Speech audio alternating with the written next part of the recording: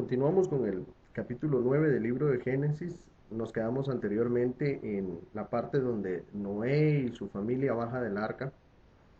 En el capítulo 9 entonces vamos a encontrar por lo menos tres cosas que quiero resaltar. Tres absurdos o tres incoherencias bíblicas. Primero en el versículo 2, aunque no es tan importante, la voy a mencionar. En esta ocasión, para el versículo 2 voy a leer dos versiones, porque la Biblia de Jerusalén de 1976, que es la segunda versión que voy a agregar, es mucho más clara en este versículo. Veamos lo que dice la Reina Valera de 1960. Y vuestro temor y vuestro pavor será sobre todo animal de la tierra y sobre toda ave de los cielos, en todo lo que se moverá en la tierra y en todos los peces del mar, en vuestra mano son entregados. Dice, vuestro temor y vuestro pavor será sobre todo animal. A mí me suena un tanto confuso y no muy claro. Por eso voy a leer en la Biblia de Jerusalén, capítulo 9, versículo 2, dice, infundiréis temor y miedo a todos los animales de la tierra, y a todas las aves del cielo, y a todo lo que repta por el suelo, etcétera. Eh, lo que quiero aclarar aquí es que eh, me parece un tanto absurdo, o sea, no se cumple este versículo porque yo no creo que uno infunda miedo sobre todos los animales. Bueno, yo en particular no quisiera enfrentarme a un león, a un tigre o a un oso, a un hipopótamo, qué sé yo, uno de esos animales salvajes que pudieran atacar, porque yo no creo que les pueda infundir mucho miedo. Pero en fin, como les dije, esto nada más de pasadita porque no lo considero tan importante. Más adelante sí, hay un versículo que es el versículo número 4, vuelvo a la versión Reina Valera. Entonces, voy a leer el 3 y el 4. Dice, todo lo que se mueve y vive, versículo 3, todo lo que se mueve y vive os será para mantenimiento, así como las legumbres y hierbas os lo he dado todo. Y el versículo 4 dice, empero carne con su vida, que es su sangre, no comeréis. ¿Qué pasa? ¿Será que aquella gente que escribió esto creerá que hay animales sin sangre? Es cierto que hay animales que no tienen sangre roja, pero no significa que no hubiera sangre ahí adentro. No sé, me parece un tanto ignorante del término porque hay animales de sangre fría, sangre caliente y hay animales con distintos colores de sangre, por ejemplo los crustáceos, los insectos, bueno, algunos otros animales.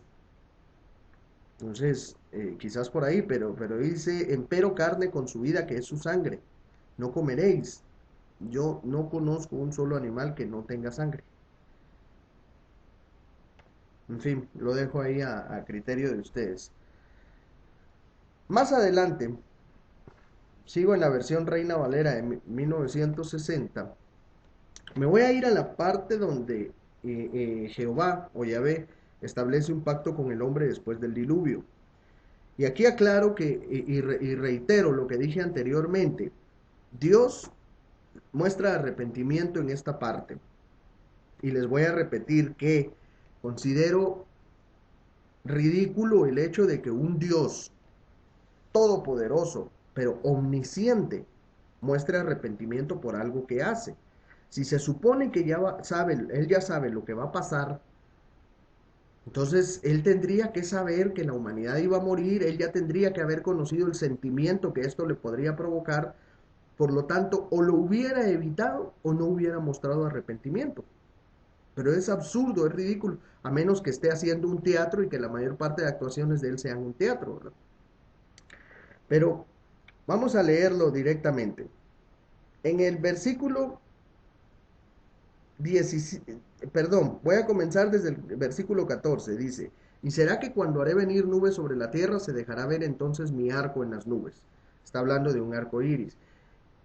Versículo 15, y acordarme he del pacto mío que hay entre mí y vosotros y toda alma viviente de toda carne, y no serán más las aguas por diluvio para destruir toda carne.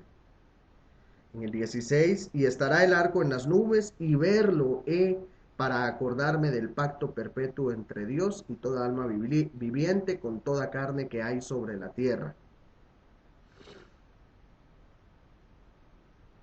Dios pone un arco iris para recordarse de que ya no va a destruir al hombre con agua. Lo dice claramente la Biblia. No dice textualmente que esté arrepentido, pero si se supone que hace un pacto y dice ya no voy a volver a destruir al hombre con agua, está mostrando arrepentimiento. ¿Okay? No me vayan a salir como una persona ahí que a ley, cuando les conviene, exigen textualmente lo que uno está diciendo de la Biblia y cuando no les conviene ellos interpretan lo que se les da la gana. Ahí no lo dice textualmente, pero es tácito, es sobreentendido de que Dios se arrepiente. Bueno, se arrepiente Dios y pone un arco. Ahora aquí viene mi pregunta, la pregunta del millón. Si Dios prometió esto y no lo cumple, ¿es Dios verdaderamente? Estamos hablando de la palabra de un Dios, de un Dios. Se supone que es Dios y promete algo y no lo cumple. ¿Por qué digo que no lo cumple? Si la palabra de un Dios debería de ser inquebrantable. Y después de que Él promete esto en la Biblia, nunca jamás hubiéramos vuelto a ver un pueblo destruido con agua. Pero díganle eso a Nueva Orleans, díganle eso a Centroamérica, díganle eso a Indonesia, díganle eso a California. ¿Qué sucedió con aquel trágico huracán Katrina, por ejemplo? El Mitch aquí en Centroamérica que hizo tantos estragos. ¿Qué pasa con esas cosas? ¿O es que a Dios se le... ya sé. Lo que ha de suceder es que no apareció el arco iris, entonces no se recordó que ya no iba a destruir a la tierra con agua. Es ridículo, y es evidente que hay una promesa rota ahí. Por lo tanto, es evidente que Dios no existe. De lo contrario, es que estamos, yo no sé qué tan en serio lo ven ustedes y por qué ignoran este tipo de cosas. Estamos hablando de la palabra de un Dios, de un supuesto Dios, y no la cumple. Entonces, ¿en qué quedamos? Voy rápidamente al final para no alargarme demasiado. A partir del versículo 20 en adelante, hay una historia que llama mucho mi atención y aquí quiero hacerles pensar por un momento. Versículo 20 dice, y comenzó Noé a labrar la tierra y plantó una viña. Y bebió del vino y se embriagó y estaba descubierto en medio de su tienda. Imagínense el cuadro, ¿ya? Él está en medio de su tienda, desnudo completamente por borracho. Y Cam, padre de Canaán, vio la desnudez de su padre y díjolo a sus dos hermanos a la parte de afuera.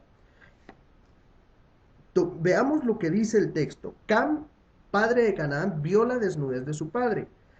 Noé está dentro de una tienda desnudo. Si Cam lo ve es porque entra de repente y se sorprende. Dice, vio la desnudez de su padre. No creo que él haya estado ahí adentro esperando que su papá se desnudara. La Biblia lo dice claro, Cam vio la desnudez de su padre. Luego dice, entonces Sem y Jafet tomaron, eso es el versículo 23, entonces Sem y Jafet tomaron la ropa y la pusieron sobre sus propios hombros y andando hacia atrás cubrieron la desnudez de su padre, teniendo vueltos sus rostros y así no vieron la desnudez de su padre. Noten aquí la diferencia. La Biblia narra que Cam vio la desnudez de su padre y Sem y Jafet no la vieron. ¿Ok? Y en el versículo 24 dice, y despertó Noé de su vino y supo lo que había hecho con él su hijo, el más joven. Lo que había hecho. Aquí la Biblia no narra ninguna otra cosa más que Cam vio la desnudez de su padre. Y luego dice el 24, y despertó Noé de su vino y supo lo que había hecho con él su hijo, el más joven. Y entonces Noé dijo, maldito sea Canaán, siervo de siervos será a sus hermanos. Ojo que siervo en la Biblia significa esclavo. Entonces, para traducirlo más justamente, aquí diría, esclavo de esclavos será a sus hermanos. Y en el 26 dice, dijo más, bendito Jehová, el Dios de Sem, y séale Canaán esclavo. Engrandezca Dios a Jafet y habite en las tiendas de Sem, y séale Canaán siervo. Ahora, ¿por qué agarrarla en contra del nieto, del hijo de Cam? Número 1. Número 2. ¿Qué tiene la Biblia en contra de la desnudez? ¿Es la Biblia o es aquella cultura absurda que se inventó este libro disque sagrado? Básicamente es lo mismo, pero al cuestionar a la Biblia estoy cuestionando a la supuesta palabra de Dios. Es que yo no entiendo cómo puede ser que no vean que esto es algo absurdo completamente desde cualquier punto de vista que se le vea. Pensar en un Dios de amor que castiga por idioteces. Castigar a Cam y a su descendencia, al nieto que no tenía la culpa de nada de lo que estaba pasando. Y ojo que aquí voy a ser muy claro. Hasta ahorita es la segunda vez que Dios castiga a inocentes.